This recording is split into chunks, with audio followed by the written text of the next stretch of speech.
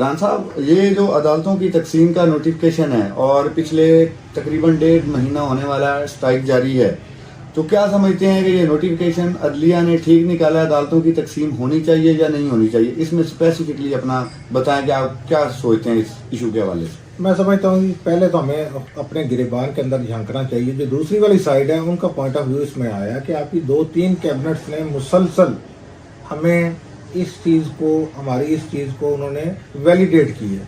कुछ लोगों ने लिख के भी दिया कि आप इसको तकसीम कर दें। अब जहाँ तक आपने बात की है इसको होना चाहिए या नहीं होना चाहिए, इसमें माजरत के साथ कुछ लोगों ने, आप नाम लेना पसंद करेंगे, वो कुछ लोग कौन है जिन्होंने लिख के दिया है? मैं ये कहता हूँ कि हमारी 2-3 कैबिनेट्स जो गुज़श्ता गुजरी हैं उन्होंने, उनमें से कुछ ने वर्बली और कुछ ने इन राइटिंग लिख के दिया। ये एक बहुत बड़ी ये बहुत बड़ी बड़ी खबर है ये, और ये बड़ी हैरानगी की बात है कि अगर कैबिनेट से कर रही है तो इसका मतलब है कि बाहर को जो ओहदे पर बंदा बैठ जाता है वो कहता है जी मैं जो कह रहा हूँ वो होना चाहिए, मेरा टर्न निकाल दे, अगले टर्न में जो मर्जी करे। हाँ, ये कहाँ रह गया फिर? यही तो एक बड़ी बदकिस्मती है कि हम ये कहते हैं कि बस हमारा टेन्योर निकाल दें। हम लॉन्ग टर्म इन मामला को हल करने की कोशिश नहीं करते, अपना इनपुट नहीं देते। हमें ज़्यादातर हमें मॉनिटरी गेंस की तरफ हमारी तवज्जो होती है, जिस वजह से अब वाली सूरत हमें पेश कर। आपका क्या मौक़िफ़ है, होना चाहिए इसको कि नहीं होना चाहिए? मैं समझता हूँ कि जी ये चीफ साहब की एक बड़ी एक कोताह नजरी है। तो जो उन्होंने एक मेट्रोपॉलिटन सिटी के अंदर और एक आम ज़िले के अंदर वो डिफ्रेंशिएट करने में नाकाम रहे हैं। ये लाहौर का डायामीटर, लाहौर का मरकज़ से फासला किसी भी साइड से ले लें तो ये अगर मरकज़ इसको सिविल कोड को मान लें या मरकज़ मॉडल टाउन को मान लें तो मरकज़ से कोई भी लाहौर की जो बाउंड्री है वो 30 किलोमीटर से ज़्यादा नहीं है। अब 30 किलोमीटर के रेडियस के अंदर अगर आप 6 तहसीलें बनाएंगे तो ये एक बड़ा फुलिश किस्म का आइडिया होगा।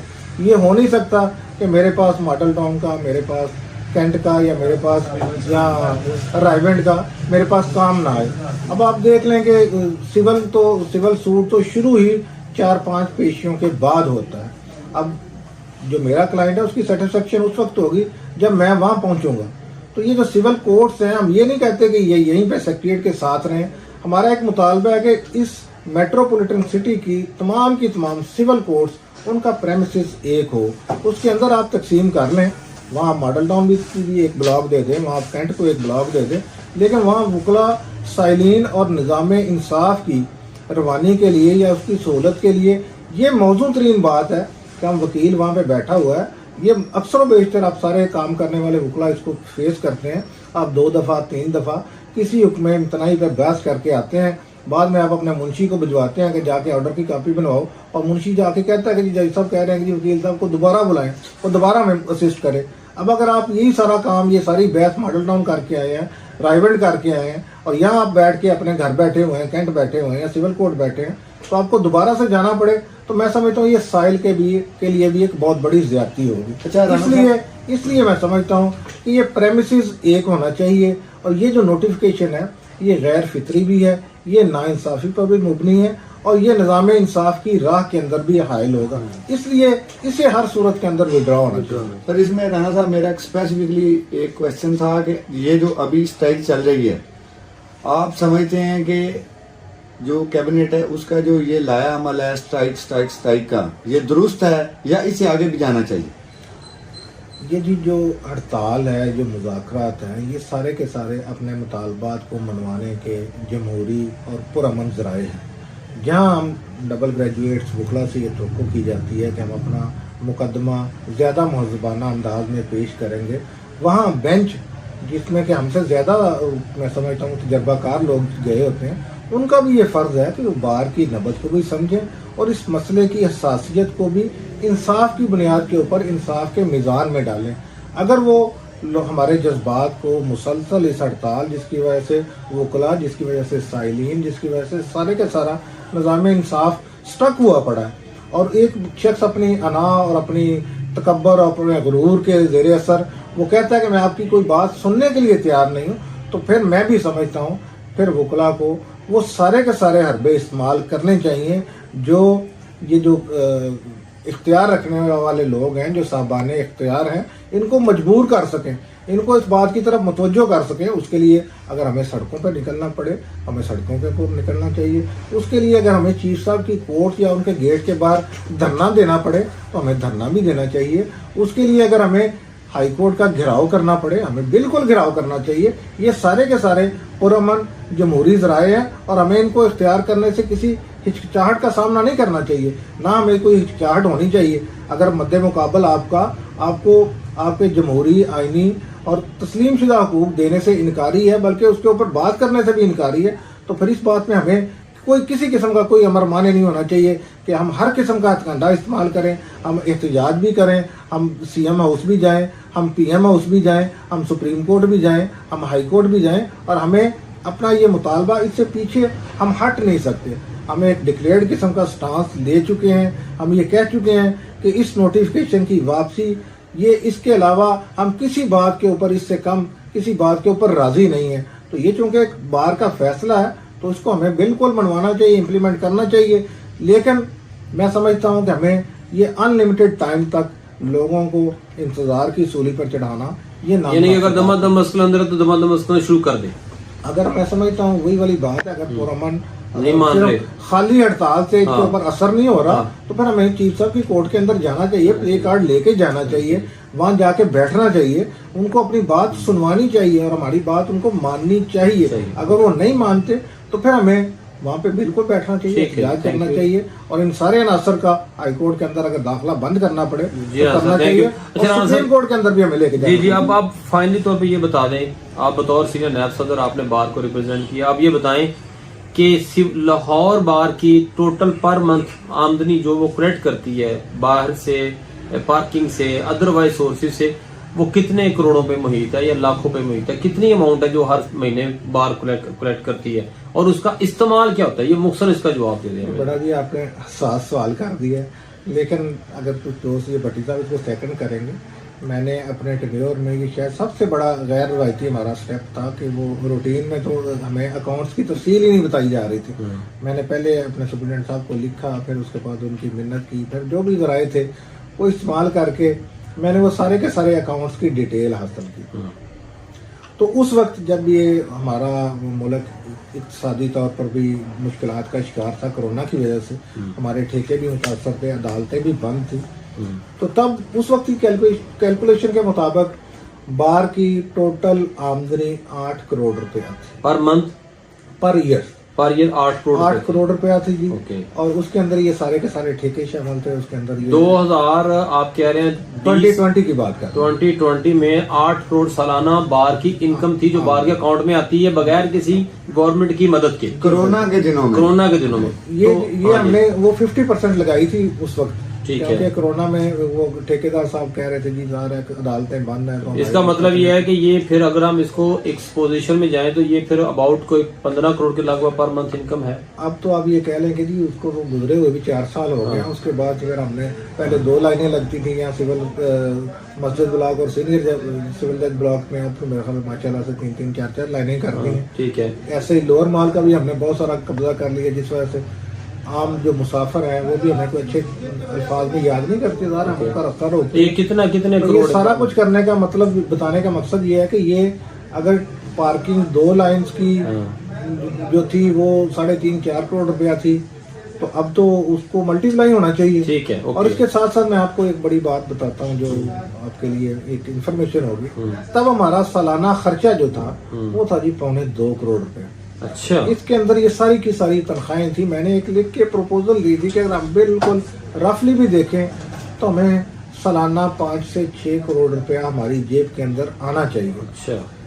उससे हम एक बेहतरीन किस्म का हर साल एक बड़ा कम्प्लेक्स बना सकते हैं। और मैंने तो एक बड़ी वो प्रैक्टिकल प्रपोजल दी थी कि हमारे बहुत सारे लोग ऐसे हैं, तो वो फिर वो जो आपके जो 5-6 यानी अगर 2 करोड़ भी हमारा साल का खर्चा हो उसको निकाल दे, तो इस वक्त हम उस खर्चे को भी चले 4 करोड़ कर लेते हैं, तो फिर भी 10 से 12 करोड़ बार का बचता है।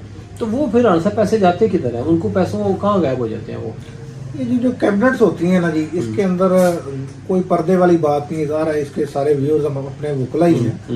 कैबिनेट की जो इनकम होती है ना, अगर तो वो अल्लाह के ऊपर तवक्कल रखे तो कैबिनेट को तो आप समझें कि ऐसे केसेस आते हैं इस जो आम बंदा शायद साल में भी उन केसेस की शक्ल नहीं देखता, जो कैबिनेट के आम मेंबर को 1 हफ्ते में 1 महीने में आ जाता है। ओके, ठीक है।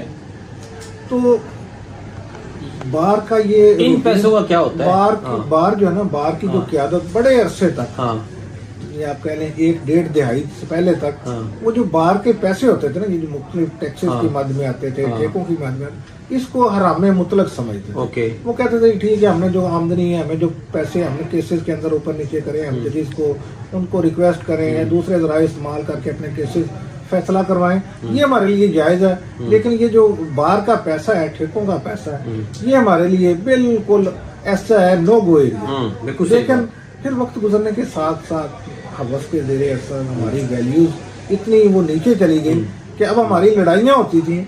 सबसे पहले लड़ाई इस बात पे होती है कि फलां ठेका कौन सा सेक्रेटरी लेगा, अच्छा, फलां ठेका ओ, कौन सा नायब सदर लेगा। तो मैं समझता हूँ कि ये एक बेबरकती की इब्तदा है। हाँ। जहाँ आपकी कलेक्शन 100 रुपया होनी है, जब मैं चाहूंगा कि मैं वहां जाके अपना हाथ मारूं, दूसरा को दोस्त जाएगा वो अपना हाथ मारेगा, तो वो बेबरकती के ज़ेरे असर वो पहले 50% पे चले। अच्छा राणा साहब, आप एक बात बताएं, अब फिर बात करते हैं। हम क्या ऐलान करते हैं कि हम सब मिलके इस सारी इनकम को ओपन करवाने की कोशिश करेंगे और उसके बाद इसका ओपन ऑडिट हर साल होना चाहिए। क्या आपसे एग्री करते हैं इस बात से? ये तो खैर एक बिल्कुल कोई ऐसी बात है जिससे कोई भी बंदा डिसएग्री नहीं कर सकता। लेकिन यहाँ पे भी ना एक बहुत बड़े मसाइल हैं। जो ठेकेदार है, आप उसको ओपन ऑक्शन करवा लें, आप उसके अंदर 10 बंदे बिठा लें, जब आपकी कैबिनेट के अहदेदार जो आम बाहर से बंदा आए उसको प्राइवेटली धमकी लगा दें कि भाई अगर तू आया तो तेरी ये सारी की सारी जो अर्नेस्ट मनी है, जो तू पहले जमा करवा रहा है, तो ये भी मारी जाएगी और हम तुझे ये ठेका नहीं लेने देंगे। अच्छा। तो बेचारा वो कैसे आएगा? वकला से तो लोग थोड़ा सा खौफ भी होते हैं। तो इसलिए इसको एक मुस्तकिल बुनियादों पर कोई ऐसी अपोजिशन हो जो इन सारी चीज़ों को चेक करे। ओके। हमने कोशिश की कि पर मंथ आपके जितने एक्सपेंसेस हैं आपको उसको डिस्प्ले करना चाहिए। हमारा एक ऑडिटर होता है, लेकिन उस ऑडिटर का बेचारे का काम कोई नहीं। ऑडिट के अलावा वो हर काम करता है, लेकिन वो ऑडिट नहीं करता। चलिए जी, अल्लाह ताला बेहतर फरमाए। ये बार के लिए एक मैसेज है बड़ा अहम कि ये बार के पास इतने वसाइल हैं कि वो ना सिर्फ कि अपने अखराजात को बेयर कर सकती है, बल्कि इससे कोई ना कोई बेहतरी के लिए प्रैक्टिकल फाइनेंशियल वेलफेयर बुकलाई कर सकती है। प्रॉब्लम वहां आ रही है जहां पे राणा साहब की बात को बड़ा करते हुए कि आपने अपनी जो प्रैक्टिस का पैसा है उससे को छोड़ दिया है। अब आप कहते हैं कि जो बाहर का एसेट है, जो इनकम है, उसको भी हम जो आपस में डिवाइड कर लें। इसके ऊपर बात होती रहेगी। राणा साहब, एक आखिरी बात आपसे अर्ज करना चाह रहा हूं, आप ये बता दें कि अब वकला के मसाइल का हल क्या है? वकला के मसाइल का जी मेरी नज़र में सबसे जो अवलीन चीज़ है, जो आम वकील है वो बेचारा तो अपना केस करता है, उसको उसका लिमिटेड सा स्कोप है। आम वकील ये कर सकता है कि वो पूरी ईमानदारी से जिस बंदे को समझता हो कि इस बंदे के अंदर अहलियत भी है, इसके अंदर जुर्रत भी है और इसके अंदर अमानत का ख्याल भी है, उसको वोट दे और उसको वोट दिलवाए और उसके बाद उसको जितवाने के बाद ला ताल्लुक ना बैठे। जब वो देखे कि वो बंदा उसकी दी हुई अमानत के अंदर खयानत कर रहा है तो फिर उसको रोक के पूछे। ये चीज़ें अगर हम कर गुजरें, अहम लोगों को हम अपने निगहबान बनाएं, उनको इख्तियार दें, तो वकला के सारे मामला, चाहे वो फाइनेंशियल मामला हों, चाहे वो बार के अंदरूनी मामला हों, चाहे वो सोसाइटी के अंदर उसके इमेज से हवाले से मामला हों, या मुआशरे को जुल्म से, नाइंसाफ़ी से बचाने के हवाले से, या ये जो निज़ाम इंसाफ के छोटे छोटे खुदा बैठे हुए हैं, इनको राह रास्त पे रखने से मुतल्लिक़ मामला हों, ये सारी चीज़ें ही आपकी एक इलेक्टेड जो कैबिनेट है वो इनको दुरुस्त कर सकती है। उसका इंतखाब आप अच्छा कर लें तो आपको ये सारे के सारे मामला आपके दुरुस्त हो जाएंगे। इसमें राणा साहब जो इलेक्शन प्रोसेस है वकला का, आप उससे 100% सेटिस्फाइड? नहीं, मैं इसके अंदर सेटिस्फाइड नहीं हूँ। ये जो बायोमेट्रिक सिस्टम है ये एक अच्छा सिस्टम है, लेकिन इसके अंदर ये सारे का सारा जो इख्तियार है ये इलेक्शन बोर्ड को मिल जाना कि वो अपनी मर्जी की IT फर्म वो इंगेज करता है। अब आप सारे पढ़े लिखे लोग हैं, इसको मैनेज करना भी उतना ही आसान है। एक कमांड के ज़रिए से आपको डाले जाने वाला वोट वो मेरे साथ काउंट हो सकता है। इसलिए मैं समझता हूँ कि बड़ी सीट के जो उम्मीदवार हैं, जो दूर होते हैं, इनका एक IT एक्सपर्ट मौके पे होना चाहिए। उसको इस सारे सिस्टम की निगरानी करने की इजाज़त होनी चाहिए ताकि वो देख सके। और उससे भी आगे बढ़कर ऐसे लोग जो साल में सिर्फ वोट डालने के लिए आते हैं और ऐसे लोग जो सारा साल बार की सारी नामवारियाँ देखते हैं, वो यहाँ निज़ाम इंसाफ के सारी की सारी आप निरंगियाँ कह लें वो देखते हैं, इन दोनों के अंदर डिफ्रेंशिएट ज़रूर होना चाहिए। अब बाहर के देख लें, बायोमेट्रिक ने इसको बड़ी हद तक ठीक कर दिया है, लेकिन आप बार की लाइफ मेंबरशिप ज़रूर दें लोगों को। लेकिन वोटर मेंबरशिप के हवाले से मेरी दरख्वास्त है, मेरी एक तजवीज़ है, अगर इसको 2 साल बाद या 3 साल बाद इसको रिवाइव किया जा सके तो ऐसे लोगों का दाखिला, ऐसे लोगों की इनपुट वो ज़्यादा मौसर हो जाएगी जो यहाँ रूटीन में आते हैं, बनिस्बत उन लोगों की कि जो लोग दूर दराज में रहते हैं, जो लोग सिर्फ और सिर्फ साल में 1 दिन के लिए आते हैं। उसके लिए केसेस की तादाद दिखनी चाहिए, वो उसको कैसे आप समझते हैं, किस तरह ये मुमकिन है? एक वकील साहब कहते हैं मैं तो आता हूँ जी, प्रैक्टिस करते हैं, आप कैसे स्क्रूटनाइज करेंगे कि ये नहीं आते?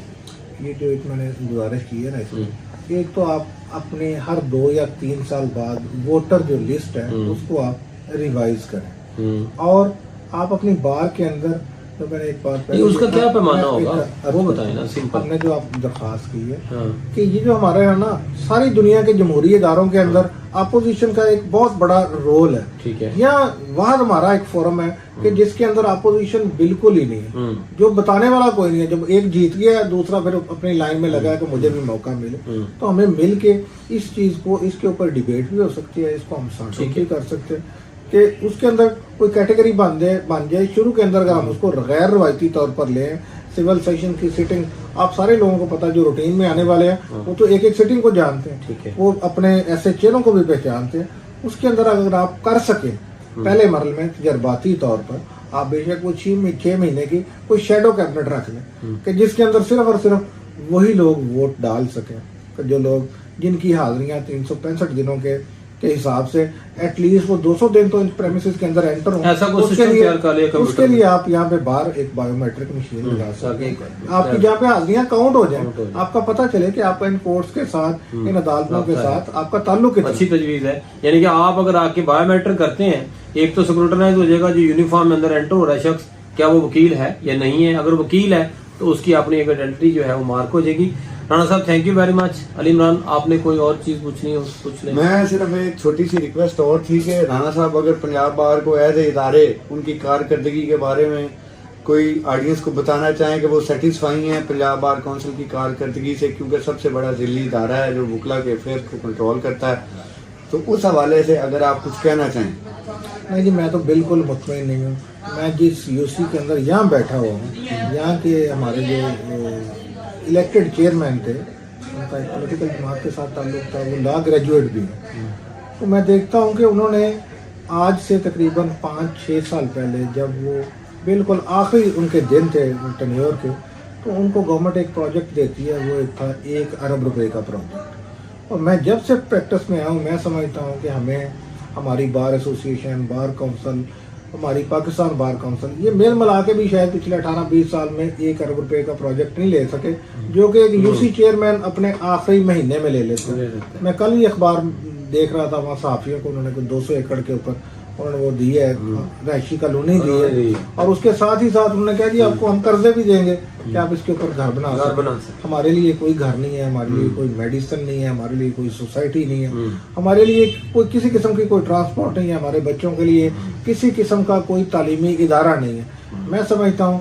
कि सबसे पहले आपकी एक डिमांड होती है, एक मांग होती है, उसके ऊपर आप लोगों को लेके आते हैं। पंजाब बार काउंसिल जिसके पास हमारा 5 साल का मैंडेट होता है, 5 साल बहुत बड़ा एक टेन्योर होता है, इसके अंदर अगर हमारे ये सारे दोस्त भाई कलेक्टिवली किसी हुकूमत से अपने जाती गेन्स और जाती बेनिफिट्स को एक साइड पे रखते हुए अगर कम्युनिटी के लिए कुछ मांगते हैं, तो ये पॉसिबल नहीं है कि हमारे 1.25 लाख 1.5 लाख जो वकला है मुल्क के, ये सारे मेल मिला के एक सोसाइटी ना ले सके। तो मैं समझता हूँ इनकी कारकर्दगी बड़ी ही काबिल अफसोस है। चलिए राणा साहब थैंक यू वेरी मच। उम्मीद है कि आने वाले वक्त के अंदर आबाद में अपना किरदार अदा करते रहेंगे। डियर फ्रेंड्स, राना मोहम्मद नईम से आप आज की गुफ्तगू हुई हमारी। मैं अगर नटशल निकालूं तो मुझे तो इसके इनकी बात से ये लगता है कि वकला की फाइनेंशियल वेलफेयर इदारों के जरिए होनी चाहिए। वकला के जो एज अ कैंडिडेट मसाइल हैं, वो कैंडिडेचर के ऊपर जो बर्डन हैं उसको कम होना चाहिए, बिलखसूस फाइनेंशियल बर्डन। और अहम बात इसके अंदर एक ये भी आई है कि जो वोटर इस वक्त कैश के ऊपर वोट बेच रहा है उसकी सरकोबी होनी चाहिए, चाहे वो इदारों के जरिए हो, चाहे एक MOU कैंडिडेचर के तौर पे हो। और लास्ट बट नॉट लीस्ट, जो हमारा बायोमेट्रिक सिस्टम है, इसको 1 मैन पर्सनैलिटी जो है उसके हैंड में सारा शिफ्ट नहीं होना चाहिए, बल्कि इसके ऊपर एक एक्सपर्ट तमाम बड़े कैंडिडेट्स को वहां बिठाने की इजाजत होनी चाहिए। मैं तजवीज को मजीद ऐड करता हूं कि बायोमेट्रिक के साथ साथ जो प्रिंट निकलता है उसकी काउंट और उनकी बैलेंस को देखने की भी इजाजत होनी चाहिए, ताकि वकला के शफाफ इलेक्शन को यकीनी बनाया जा सके। हम आपके लिए मेहनत करते रहेंगे, राना नईम जैसे दोस्तों को आपके सामने लाते रहेंगे और उनका एहतसाब करते रहेंगे। बहुत शुक्रिया। मुझे अली इमरान भट्टी को इजाजत दीजिए। अल्लाह हाफिज। और चैनल सब्सक्राइब करना मत भूलिए। ये जरूरी चीज है।